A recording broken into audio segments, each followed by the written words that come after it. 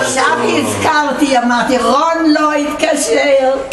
בכוונה. אמרו שאף אחד לא יבוא, אמרת, פעם הבאה יבוא המשיח, נו, הנה. מזל טוב. יואו, איזה הפתעה. אתם נורא לא בסדר, ואני בכלל לא התכוננתי שיבואו ככה. אתם תשארו רעבים. בסדר, רעבים. רון מה יש לי שם? תסתכלו. רון. הם בדרך לארוחת ערב אצל ההורים שלו. אבל עכשיו באמת אף אחד כבר לא יבוא, לא, תגידי זהו. להם. מי אני יכול לעשות?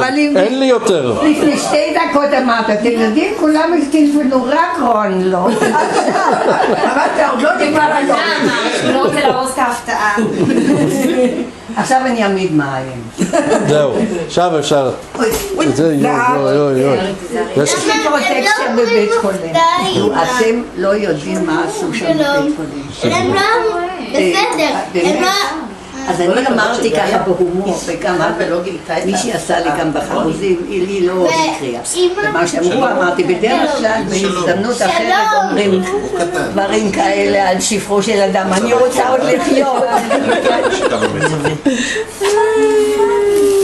מה נשמע אורין? בסדר גמור. שמעתי שסוף סוף הסתדרת עם השלטונות. סוף סוף. עם השלטונות. משהו מקרי ביותר. עם הרשויות. מקרי ביותר. זה קטע. מה זה? מי אכל אותה ככה? זה מה שאני אמרתי, אי אפשר להשאיר אותה בלילה אצל ההורים. את יודעת שאצלנו בלילה היתושים הורגים אותי, כן? הם לא נוגעים בו. מה את אומרת? איזה הוא ישן סימן? עם קושי עם תחתונים. איזה סימן זה? ואני כולי, עוד לא למיטה כבר. מה? הוא לא היה מצלם, הייתי עונה. הוא מצלם?